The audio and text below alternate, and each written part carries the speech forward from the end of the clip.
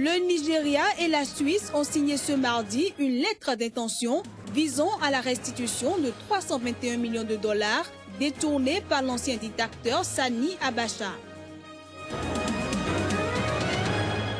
Au Niger, la coalition pour l'alternance 2016 qui porte le candidat Hama Amadou refuse de prendre part au second tour de l'élection présidentielle.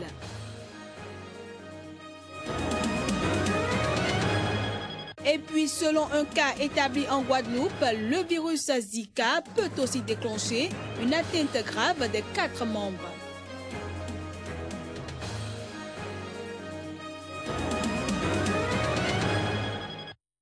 Voilà pour le sommaire de cette édition. Mesdames, Messieurs, bonjour. Au Bénin, au lendemain de la proclamation des grandes tendances par la Sénat, les différents états-majors des candidats se projettent vers la victoire finale. Pour les uns, le 3e fera le chef et de ce point de vue, chacun tente d'attirer sa sympathie. Nous suivons ici quelques avis à cet effet. Nous avons eu un 3e qui doit être aujourd'hui le faiseur de roi. C'est grâce à celui-là que nous pouvons aller et réussir. Le peuple a besoin de lui. Nous avons besoin d'Adjavon. Nous avons besoin de lui. C'est le peuple, ce n'est pas moi. Le peuple a besoin de lui. Qu'il se prononce. Et qu'il se prononce en faveur de l'avenir de ce pays. C'est vraiment un vote à 75% honnête. Parce que la première place, évidemment, nous étions tous conscients que ça allait revenir à mon candidat, Lionel Zinsou. Mais c'est la 2e place, là, qui nous cause un peu problème. Parce que nous avons vu tout ce que le candidat Sébastien Adjavon a fait.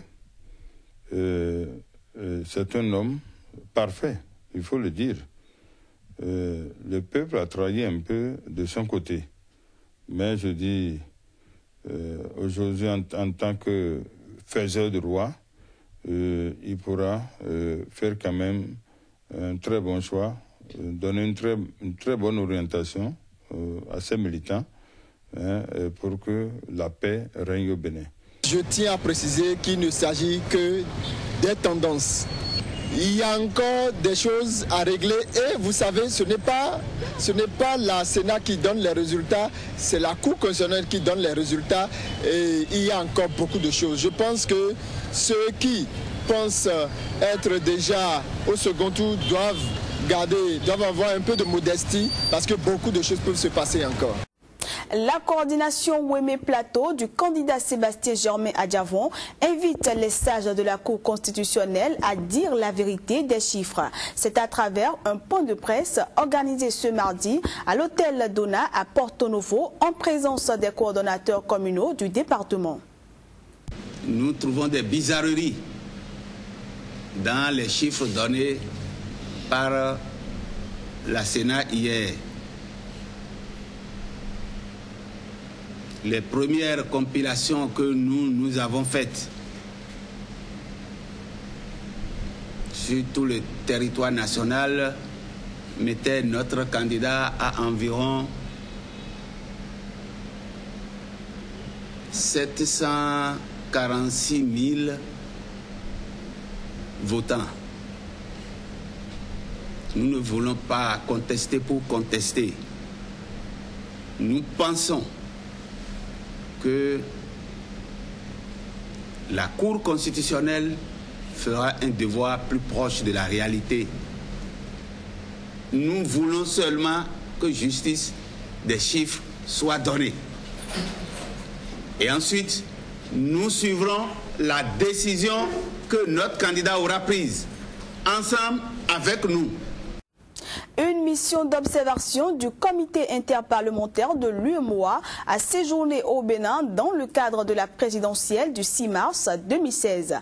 Au lendemain du scrutin et avec les constats qui se sont dégagés des différentes rencontres de la mission d'observation avec les différents acteurs du processus, la mission est parvenue à une conclusion satisfaisante. Elle va inviter les acteurs du processus à la même vigilance afin que le second tour soit un moment de fête. C'est le souhait du chef de la mission, l'honorable Christophe Chao, dont voici un extrait des propos. La mission d'observation se réjouit du bon déroulement du vote dans le calme et la discipline dans tous les centres de vote observés. À ce titre, elle n'a relevé aucun incident majeur de nature à perturber le dépouillement et à entacher les résultats du scrutin. En conclusion, nous disons que les inquiétudes nées des difficultés dans la production et dans la distribution des cartes électeurs ont été dissipées suite aux décisions pertinentes prises par les autorités compétentes. D'une manière générale, le processus électoral tel qu'observé par le CIP-UEMOA, à savoir la campagne électorale, le vote et le dépouillement des bulletins se sont bien déroulés dans les centres de vote observés par la mission du CIP-UEMOA. Aussi estime-t-elle que l'élection présidentielle du 6 mars 2016 reflète la volonté du peuple béninois. Elle salue particulièrement la mobilisation et la maturité politique du peuple béninois, son attachement à la démocratie et à la paix sociale. Pendant ce temps, au Niger, le décret portant convocation du corps électoral pour le 20 mars et l'ouverture de la campagne électorale du second tour de ce mardi, pris par le président sortant, Issoufou Mahamadou, suscite l'indignation de l'opposition réunie au sein de la COPA 2016. Après analyse, cette dernière a décidé, entre autres, de se retirer du processus électoral en cours et de demander à ses représentants de se retirer de la CENI et de tous ses démembrements. L'opposition demande également à ses militants et sympathisants de se mobiliser sur l'ensemble du territoire pour les éventuels mots d'ordre. La COPA 2016 tient par ailleurs le président Issoufou Mahamadou et la Cour constitutionnelle pour seuls responsables de la dégradation de la situation sociopolitique dans le pays. On retrouve Abdul Karim Mahamadou, notre correspondant au Niger, pour plus de précisions. Oui, la COPA vient de rendre publique une déclaration pour décider de suspendre sa participation au processus électoral en cours. Cela veut dire que la Hamamadou ne sera pas au second tour, il n'ira pas aux élections. Et la COPA a par ailleurs demandé à tous ses membres qui sont au niveau de la Commission électorale nationale indépendante CENI de suspendre toute activité, ainsi qu'au niveau de l'Assemblée nationale. Alors, Abdul Karim Mahamadou, qu'est-ce que cela implique concrètement? Cela implique que l'opposition n'ira pas aux élections, parce que tout simplement elle dit que la Cour constitutionnelle a été complice du président de la République. Il y a eu une pression sur elle pour qu'elle valide les résultats des élections du premier tour, et une publication qui n'a pas eu lieu, qui ne s'est pas faite de façon officielle, puisque ce n'était pas en séance publique, c'était notamment la nuit dernière aux environs de 23h45. Et en même temps, et par ailleurs, le président de la République avait convoqué un conseil des ministres comme s'il savait que la Cour constitutionnelle allait valider les résultats, et il a convoqué donc le collège électoral et l'ouverture de la campagne. D'ailleurs, le président est allé très tôt ce matin à Agadez, au nord du pays, où il a tenu un meeting de campagne électorale. Dans ce schéma-là, qu'est-ce qui devrait se passer? Que prévoient les tests de la République du Niger en matière électorale? Vers quoi s'achemine-t-on? Il y a en ce moment trop de spéculations, parce que là, s'il s'agissait d'un désistement ou d'un empêchement d'un candidat, automatiquement, celui qui vient après lui va au second tour avec le président de la République. Or, le scénario que nous avons ici, le troisième est le chef de file de l'opposition, il est membre de la COPA, donc c'est lui-même qui a lu la déclaration pour suspendre l'activité et la participation de la COPA au sein du processus, au niveau du processus électoral. Le quatrième se trouve aussi être Mamoun Ousmane, l'ancien président de la République post-conférence nationale, qui est membre de la COPA aussi, qui lui aussi donc fait partie de des membres de ceux qui ont publié cette déclaration-là. Donc lui aussi ne parle pas. Et le cinquième se trouve être un allié du président Issoufou Mahamadou.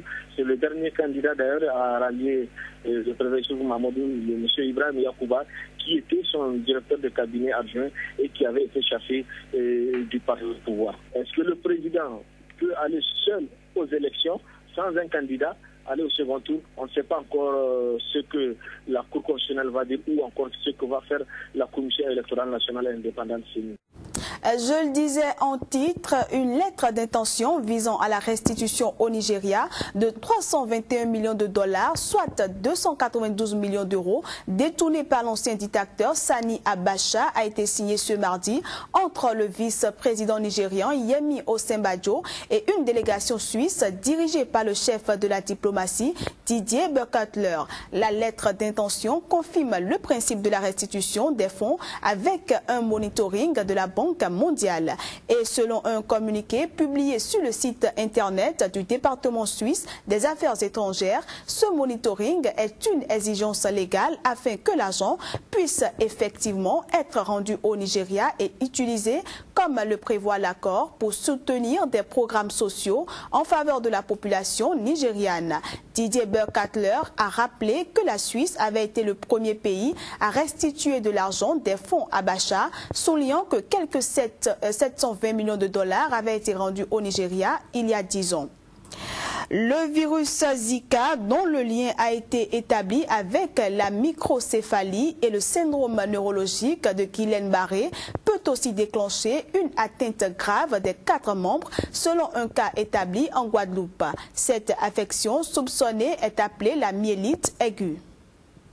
En plus de provoquer des microcéphalies et le syndrome neurologique de Guillain-Barré, le virus Zika peut aussi affecter la moelle épinière et déclencher une myélite aiguë.